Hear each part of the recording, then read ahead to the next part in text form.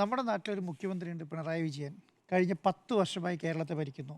കഴിഞ്ഞ 17 വർഷമായി, അതിനു മുൻപ് 17 വർഷം CPM എന്ന പാർട്ടിയുടെ സംസ്ഥാന സെക്രട്ടറിയാണ്. അദ്ദേഹത്തിനെതിരെ ഇത്രയും മോശമായിട്ട് ഒരു പാർട്ടി നേതാക്കന്മാരും ഒരു അക്ഷരം ഇതുപോലെ പറഞ്ഞിട്ടില്ല എന്നുള്ളതാണ്. എന്താണ് പറയുന്നത്? നീ പോ മോനെ ദിനേശ എന്നുള്ളത് മാറ്റിയിട്ട് അദ്ദേഹം നീ പോ മോനെ വിജയ എന്ന് പറയുന്നു. നിൻ്റെ എക്സ്പയറി ഡേറ്റ് കഴിഞ്ഞു എന്ന് പറയുന്നു. കേരളത്തിലെ മുഖ്യമന്ത്രിയുടെ എക്സ്പയറി ഡേറ്റ് കഴിഞ്ഞു എന്ന് പറയാൻ ഈ തെലുങ്കാന മുഖ്യമന്ത്രി ആരാ?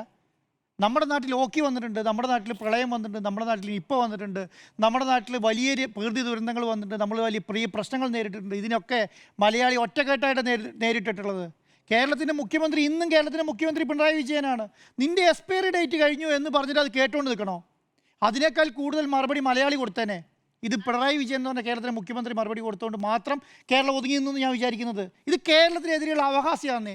ഇങ്ങനെ കേരളത്തിനെതിരെ പറയാൻ പാടുമോ?